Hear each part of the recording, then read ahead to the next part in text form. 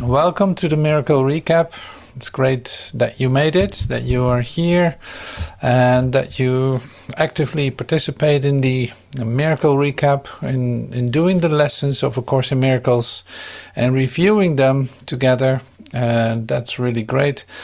Now today there's lesson 14 to 20 is what we're looking at. So that's already like halfway, almost halfway in the first 50 lessons. And a lot is happening. So we end up with lesson 20, which is today's lesson. It's like I'm determined to see. And then we start with lesson 14, which is God did not create a meaningless world. Now, God did not create a meaningless world, and I'm determined to see how is that related to one another. So this is like literally step by step on a daily basis. You will see how that works. And so a couple of things are really good to remember doing these lessons. And of course you know this, but it's still great to repeat it. And the thing is that these lessons are doing something with your mind, with you. These lessons are doing something with you. So the understanding is not necessary, the acceptance is not even is not even necessary, and so on. So that makes it that you only have to do the lessons, and something will happen, and this something that happens will give you more an experience of spaciousness in your consciousness, in your mind. So that's totally helpful. And one of the things is it is a mind training. So what do you train your mind for? You could ask. It's like, where is this mind training really for? What happens when you do that? Now, in fact, you learn to not listen to the meaningless thoughts that are circling around in your mind, but you come to letting those for what they are, and in fact open your consciousness for what is present here right now. That will give you everything, because the thoughts are a bit like the distraction of being present here right now. And so what is so great about being present here right now? Well, it is like opening up to the communication that is already yours with Source. Now, okay, so why are we doing this together? Why don't I just pick up the book and read the lesson and do it? Well, that's also possible. So there's no have to do it in group setting. Now it's still an individual experience. But where is your brother really good for? You could say, where's the ones that are participating in that, and in fact everyone. Where is that so really great for is that you use your brother in a different way. First you saw him as someone outside of you. Now you recognize, in fact, that you're part of a great, beautiful circle. And this circle is basically the remembrance of that we share a common source. Like there is one source that created me. In that I'm one with everything that this source created. Literally, you could say like there's only one source and there's only one sun. Now we see that we're even in this online group here, you see we're like with 9 or 10, who knows how many, a little bit more even I see. So there's like 10 aspects of the sonship is present here, of this one Son of God. So that's why we use each other for, basically, to remember, no, there's not someone outside of you. No, there's only one thing communicating here, that is Source, and which is within me, which is all that I am. Now, this in fact is Christ's vision, you could say. So this is the vision that we talk about in lesson 20. Now, lesson 14, it's like, what was it again? Lesson 14. God did not create a meaningless world. So we have been looking at the world. We have been doing these exercises. I only see meaningless ideas, like my meaningless ideas show me a meaningless world. And I'm upset because I see a meaningless world. Now, God did not create a meaningless world. So what am I actually looking at then? If God did not create it, is it part of me? Well, no, really not. No, just what I said just a moment ago was, in this Christ vision I see that there is only one sun, and it is created by a source, and it's one with its source. It's literally, the source is within me. Now, the meaningless world that I see with my eyes cannot tell me anything about me, because I already have this within me. So the mind training then is literally to return back to my center and see there's nothing outside of me that can tell me what I am. What I am is already within me. I'm going to connect with that now, and basically I am in connection with that in this instant. All the rest is just a temptation to think that there is something else. Basically, that's the mind training. Now, this is really helpful. So, the one word that came up for me to take a look at with you today is the idea of reversal. And the reversal is like, okay, so we were running this way, outside of ourselves. That was the direction, outside of ourselves. We let the world tell us who we are, what we have to do, how we're supposed to look at everything. You were taught by your parents, by a community, by society, and how to respond to everything that seems to be occurring, not realizing at that point that I'm only seeing my meaningless ideas when I look outside for something. I'm only seeing my meaningless ideas. They can never tell me anything about myself. But what did they show me? Well, they showed me lack, limitation, pain, death, separation, conflict, war, attack, defense.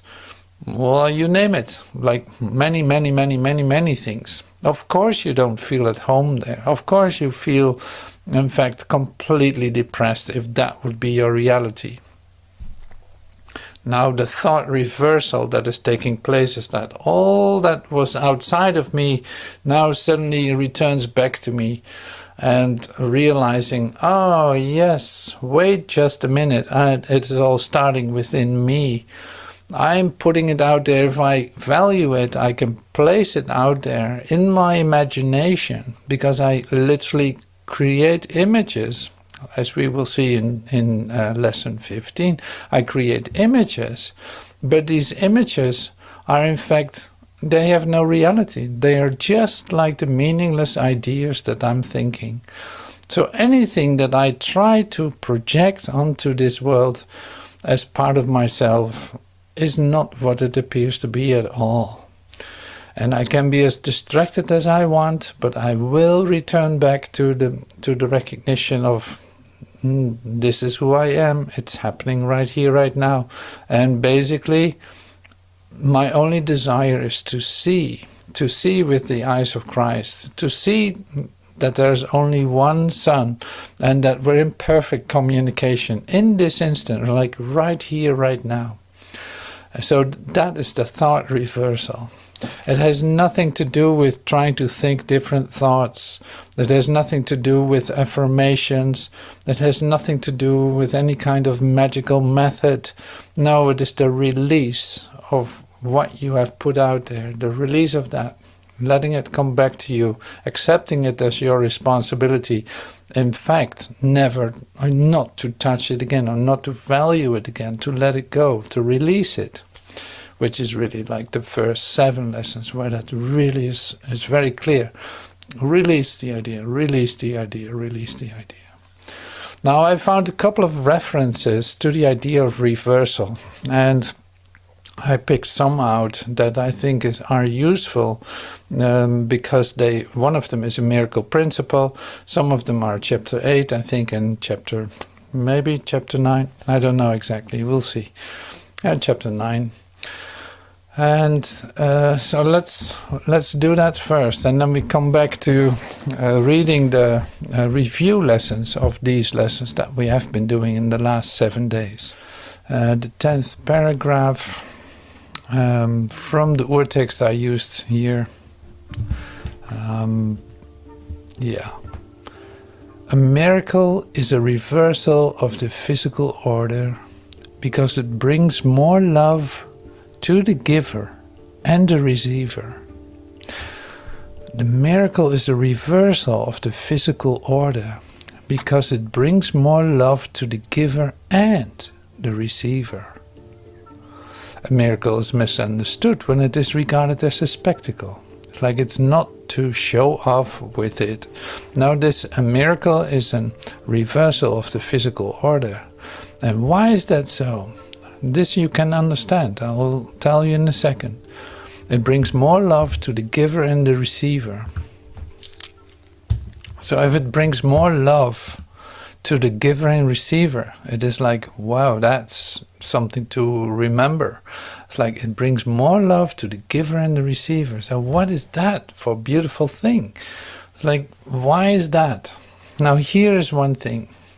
If I share, for instance, my phone with you, like I give you my phone and I say, okay, this is yours, it's all right. Now what happens? I don't have a phone anymore and you have my phone. So it's like you got your new phone and I have my no phone. This is the physical law. You have an object, you give it away, and there it goes. Like you don't have it any longer. Now here with the level that we're looking at in miracles, the thing is like this. Miracles are like ideas. So if I share an idea with you, just like I do now, I share an idea of you. Do I have less idea then? No, I don't have less ideas. Like I share it with you, now actually it is being increased. I say like, well, this is such a good idea. It's wonderful. You should accept that idea from me. Here it is. It's a gift. Now, when you receive that, I receive it too. Like I've given that. And now I didn't lose anything because the idea is still with me, but I've given it away. Now, if that is a true idea, because in illusions it works like that too, in fact, but in true ideas, if I share something with you that is a true idea, like literally it is inspired by love, what the miracle is, it is inspired by love. Now I give that away as an act of love, for my brother. That is a recognition with my brother. I give that to him or her. Like I give the miracle in that sense. I share it.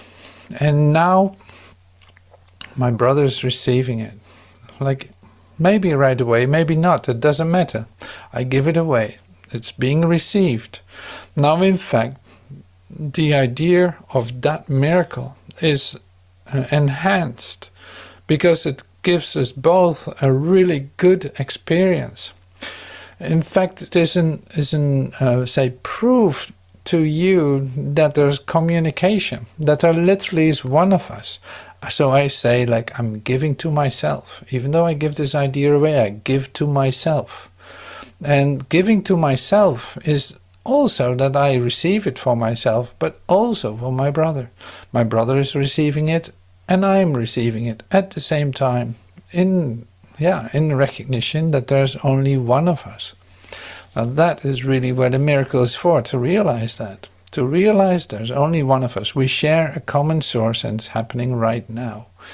So that is so great about this. So it completely reverses the physical law of I give an object away and now I don't have the object. So that's so wonderful. A reversal of the physical order. So here's another reversal. The first step in the reversal or undoing process then is the undoing of the getting concept. And so this is a bit what I shared with the miracle principle too. I'm giving my miracle away, but at the same time I still have it. I'm sharing it. Now here it is. The first step in the reversal of or undoing process then is the undoing of the getting concept. Accordingly, the Holy Spirit's first lesson is, well, was to give all to all. To give all to all. And that's so lovely too. Now, if I give everything away, continuously, like everything that I receive, I give that away. I give that to you, I can say. Like I give everything away. Because I know that if I share it, I'm not missing out on anything. I still have that too.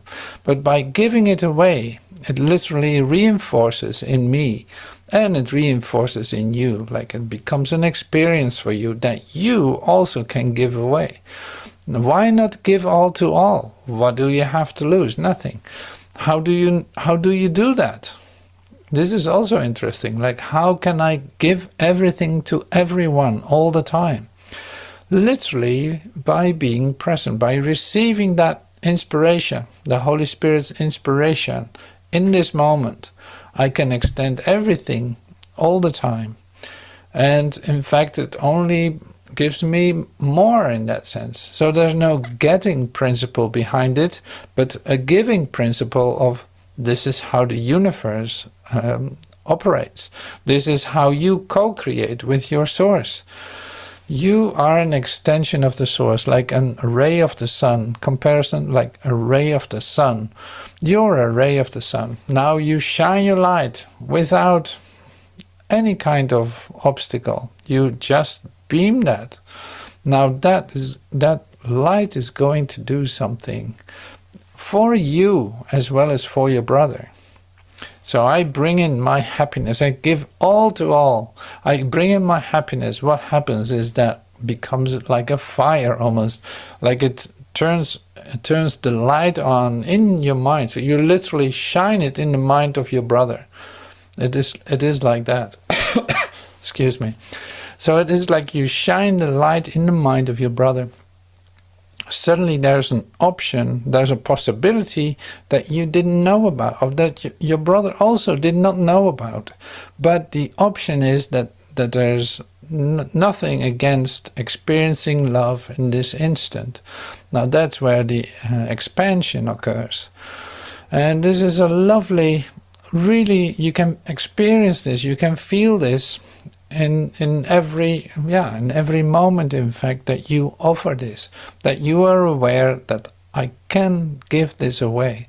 Why not give all to all? What do I have to lose? Why would I want to hold back? I give everything, like Wambo, there it is. Here is all my love and light. I don't know what to do with it for the rest, but to extend it. Now, I'm not concerned about what it's going to do, but it's actually doing it by itself, and it's working out just beautiful. So so I don't have to evaluate my gifts. Now the only requirement, you could say, is the extension of the gift. You give that away, then you receive that gift. This is ununderstandable. Like you can't understand this.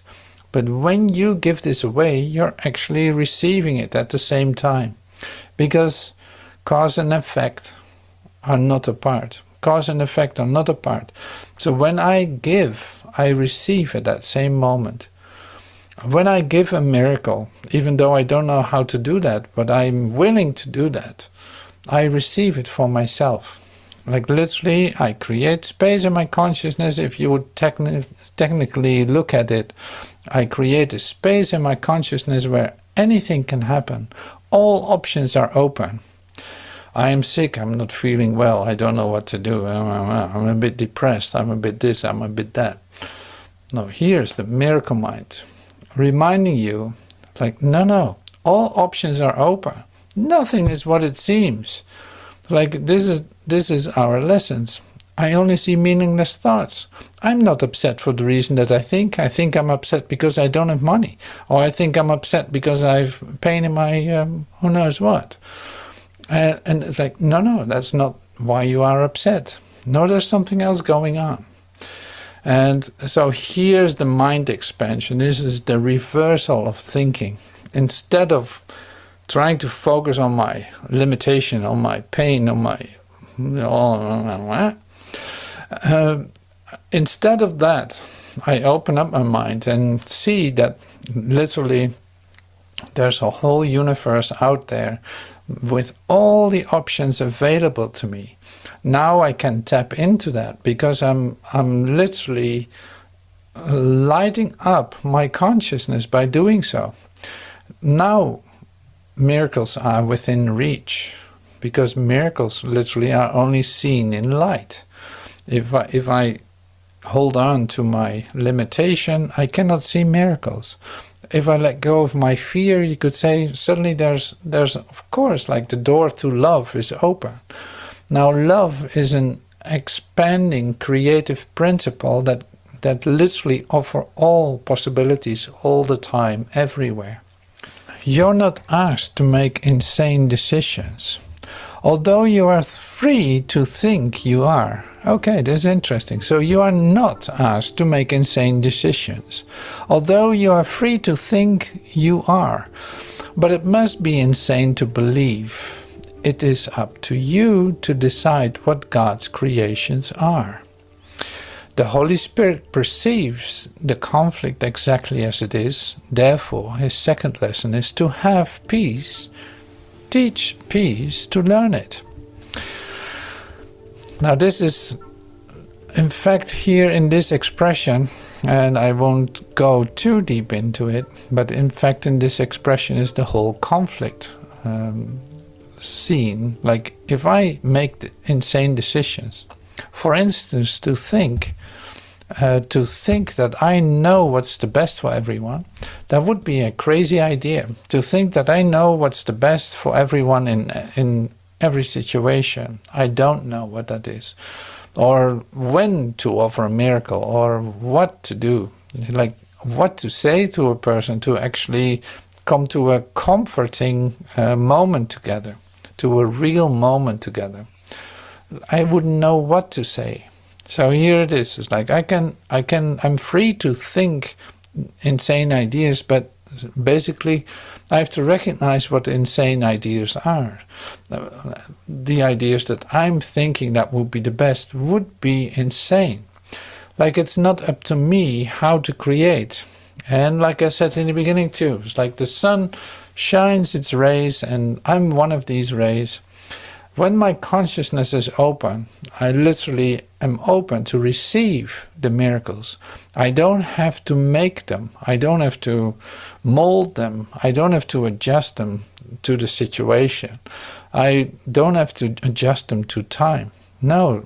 So it's like that is all given in the moment that it can happen, it will be given to you. There's no conscious control over it.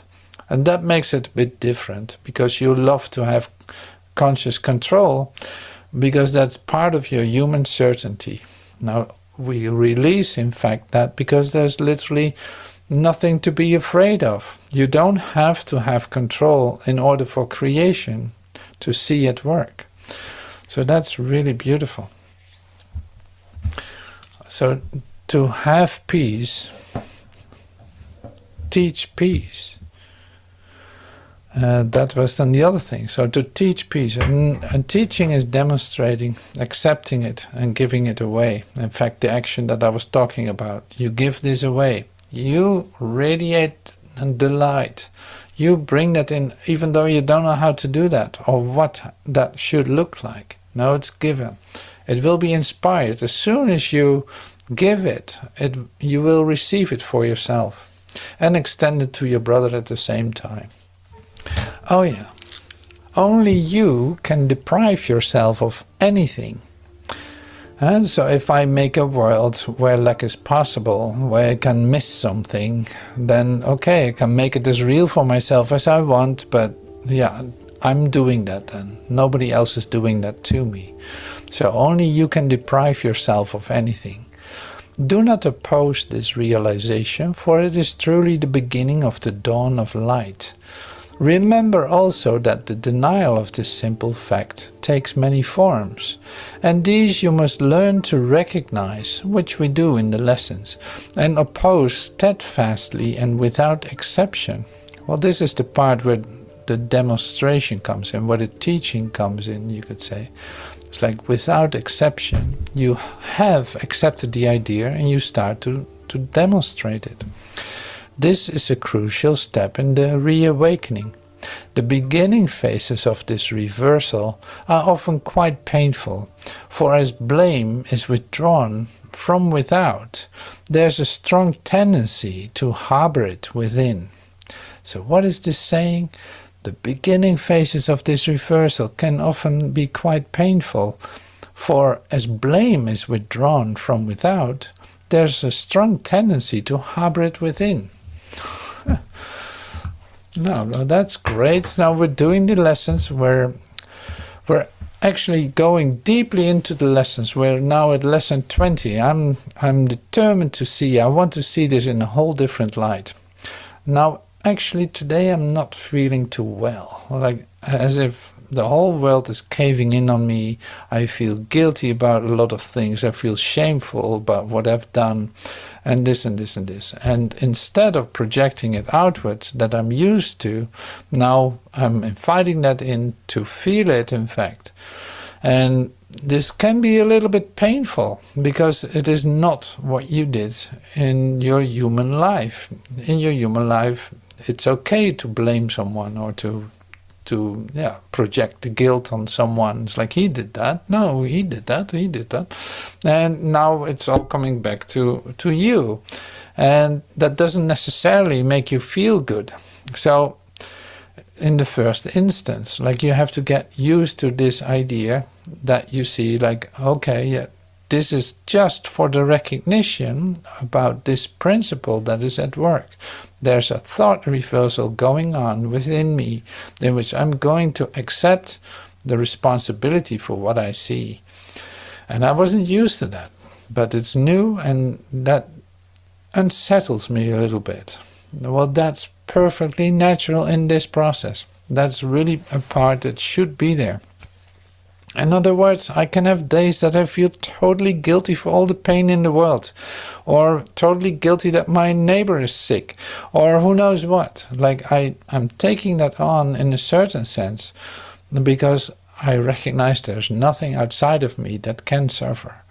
So it must be me suffering. I still walk around with an idea of sickness, pain, death, limitation, and all this. So that's what is not working in that sense. And I have to get into a new modus in which I discover how it is to give. Now it's basically my world still collapses. My world still caves in on me. And that will change. I let that occur. Now I take it personally. But I don't want to harbor these ideas and attack myself with it. No, I'm telling myself, basically, I'm in the process of undoing. I'm allowing this process to take place. I will not take it out on myself. But I recognize that I've been putting my guilt and my shame outside myself by pointing with my finger. There's the cause of my misery. There's the cause of my misery. And now it's like, no, here was the cause of my misery. I'm doing this to myself, nobody else. So that's a huge shift. And since we're only in the 20th day today, it's like, well, take it easy on yourself. Cut yourself some slack. Take it easy. Give yourself some space to allow this change to occur within you without taking it out on yourself, without judging yourself, without doing anything in fact, but just undergoing this, what you are feeling. Now that is very helpful. So that can be experienced as pain, as it says here, and that's perfectly all right. So, but don't think that you're doing something wrong, because that isn't so. But this is the point where you might quit continuing the lessons because it doesn't make you feel good. And right now it doesn't. Okay, that will come. That will be different. Not that there's a future resolution. No, there will be a you in a moment, a you that recognizes that when it gives, it receives. When it gives everything, it receives everything.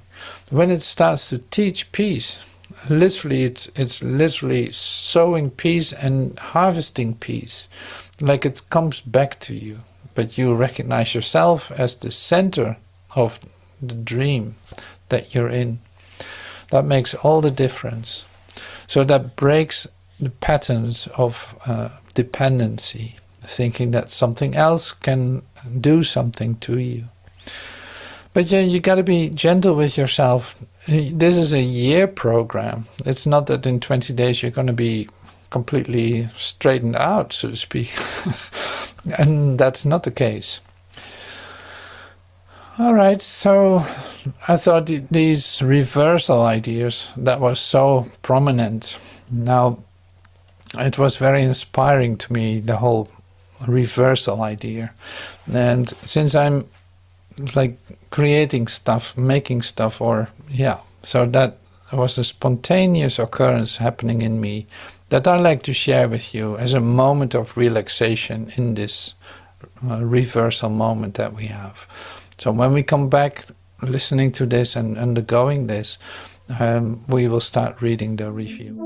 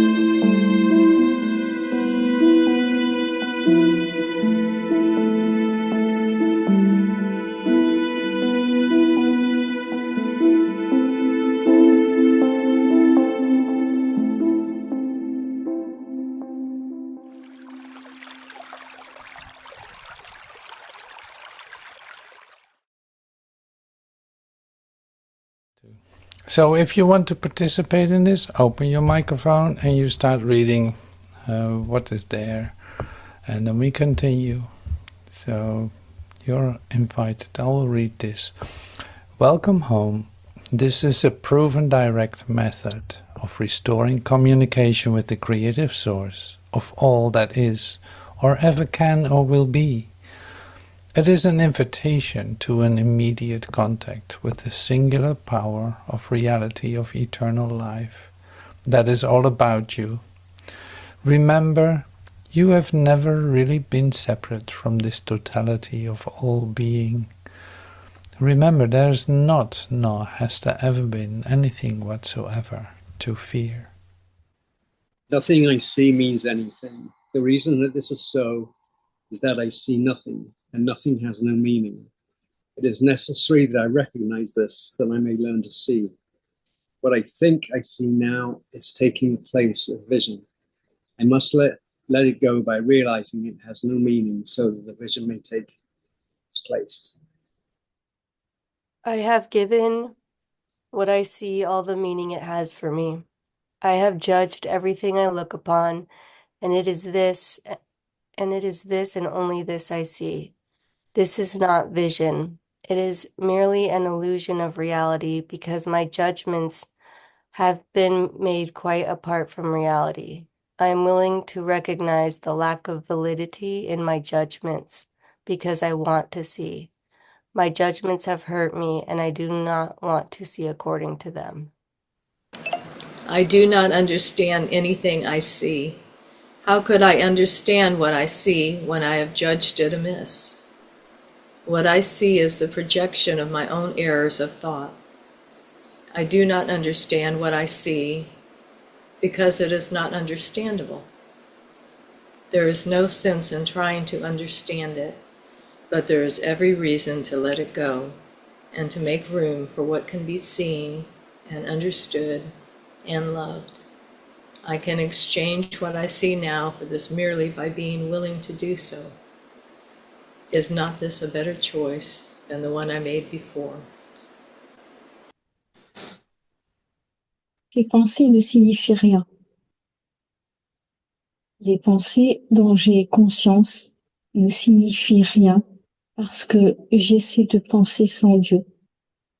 Ce que j'appelle mes pensées ne sont pas mes pensées réelles.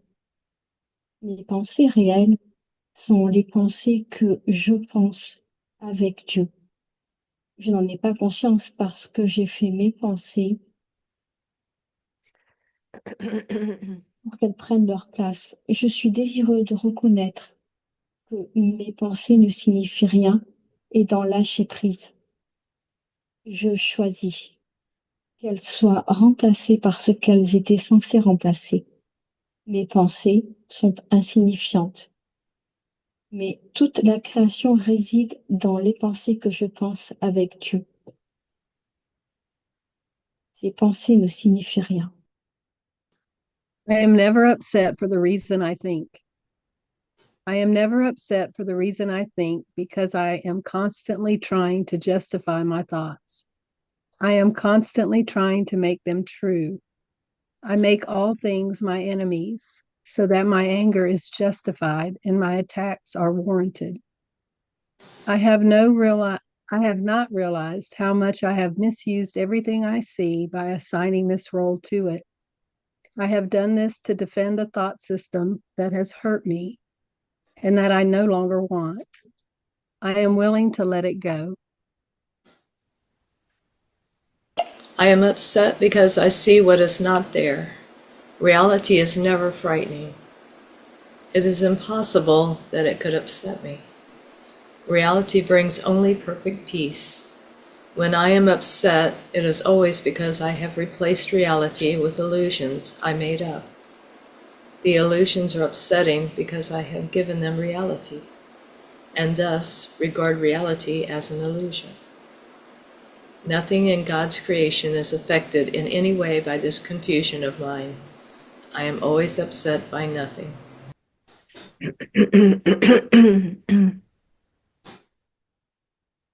I see only the past. As I look about, I condemn the world I look upon. I call this seeing. I hold the past against everyone and everything, making them my enemies.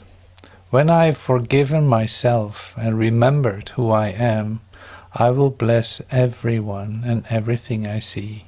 There will be no past, and therefore no enemies. And I will look with love on all that I failed to see before. My mind is preoccupied with past thoughts. I see only my own thoughts, and my mind is preoccupied with the past. What then can I see as it is? Let me remember that I look on the past to prevent the present from dawning on my mind. Let me understand that I am trying to use time against God. Let me learn to give the past away, realizing that in so doing, I am giving up nothing. Je ne vois rien tel que c'est maintenant. Si je ne vois rien tel que c'est maintenant, on peut vraiment dire que je ne vois rien. Je ne peux voir que ce qui est maintenant. Le choix n'est pas de voir, n'est pas entre voir le passé et voir le présent. Le choix est simplement entre voir et ne pas voir. Ce que j'ai choisi de voir m'a coûté la vision. Maintenant, je voudrais choisir à nouveau afin de voir. Mes pensées ne signifient rien. Je n'ai pas de pensée privée. Or, ce n'est pas que les pensées privées dont je suis conscient. Que peuvent signifier ces pensées? Elles n'existent pas. Ainsi, elles ne signifient rien. Or, mon esprit fait partie de la création et partie de son créateur. Ne préférerais-je pas me joindre à la pensée de l'univers plutôt que d'obscurcir tout ce qui m'appartient réellement avec mes pitoyables et insignifiantes pensées privées? My meaningless thoughts are showing me a meaningless world.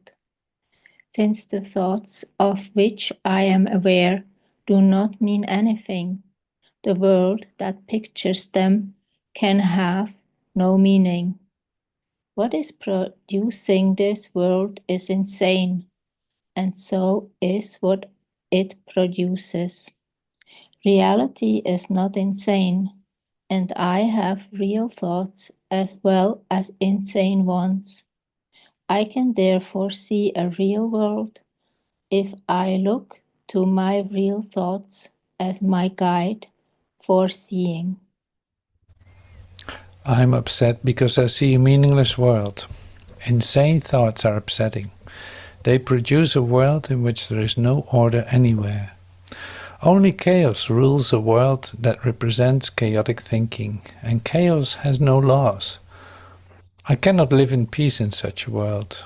I'm grateful that this world is not real, and that I need not see it at all unless I choose to value it. And I do not choose to value what is totally insane and has no meaning. A meaningless world engenders fear. The totally insane engenders fear because it is completely undependable and offers no grounds for trust. Nothing in madness is dependable. It holds out no safety and no hope. But such a world is not real. I have given it the illusion of reality and have suffered from my belief in it. Now I choose to withdraw this belief and place my trust in reality. In choosing this, I will escape all the effects of the world of fear because I am acknowledging that it does not exist. God did not create a meaningless world. How can a meaningless world exist if God did not create it? He is the source of all meaning and everything that is real in his mind.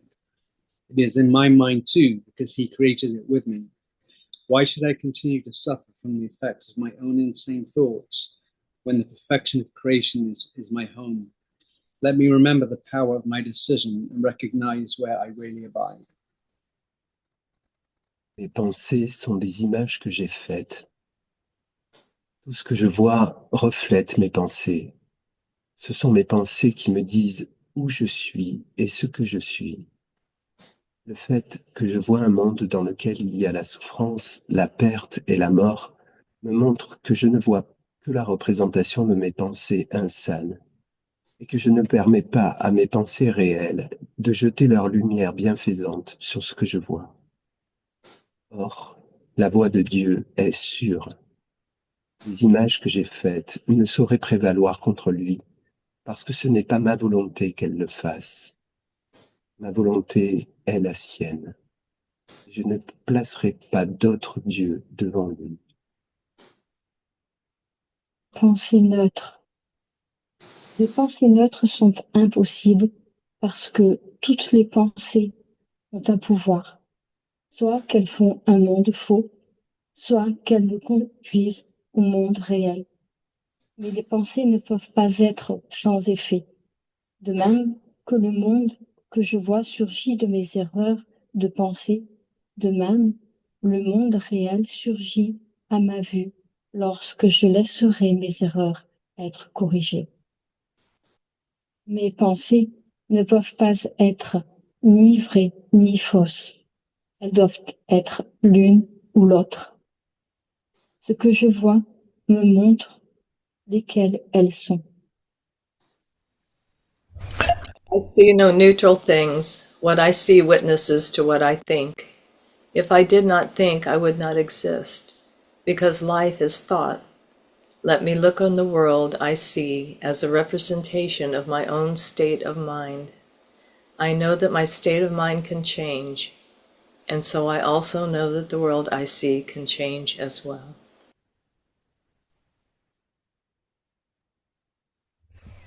I'm not alone in experiencing the effects of my seeing. If I have no private thoughts, I cannot see a private world. Even the mad idea of separation had to be shared before it could form the basis of the world I see. Yet that sharing was the sharing of nothing. I can also call upon my real thoughts, which share everything with everyone, as my thoughts of separation call to the separation thoughts of others. So my real thoughts awaken the real thoughts in them. And the world my real thoughts show me will dawn on their side as well as mine. I am not alone in experiencing the effects of my thoughts. I am alone in nothing. Everything I think or say or do teaches all the universe. A son of God cannot think or speak or act in vain. He cannot be alone in anything. It is therefore in my power to change every mind along with mine. For mine is the power of God. I am determined to see. Recognizing the shared nature of my thoughts, I am determined to see. I would look upon the witnesses that show me the thinking of the world has been changed. I would behold the proof that what has been done through me has enabled love to replace fear, laughter to replace tears, and abundance to replace loss. I would look upon the real world and let it teach me that my will and the will of God are one. I am determined to see. Thank you so much. Thank you so much for joining the reading. And so thank you so much for participating in this that we do here, the miracle recap. And I think it's great to meet like this and take a look at what is actually occurring. Because if I read these reviews, then it becomes clear. It's like, well, don't overcomplicate it what you think is going on. Like it's basically very simple. You've had, say, unreal thoughts that had no life to them, you could say, and they made a whole world. But you know this, and you know also that it in fact didn't make you happy. So it's like the frequency, you could say, of these thoughts that you have had was a world, an endless world in time and space, where there was a beginning and an end, undergoing all kinds of occurrences, you could say, but always with a sense of distance to what you're actually doing, to feeling it's like it's a chaos. It's chaos literally where you step in, and you got used to it, you adjusted to it, but it never fulfilled. Now with the idea of love and connectedness, those experiences you had too, even in your human episodes. You had moments of love, moments of freedom. But these moments were always almost like immediately encapsulated with human ideas of social laws, of we shouldn't do that, like making it a fearful action. So there's a shift that has occurred in which you have replaced love with fear. So now, in fact, what you learn here is to return back to the original state of love, and seeing that fear is not present in this moment.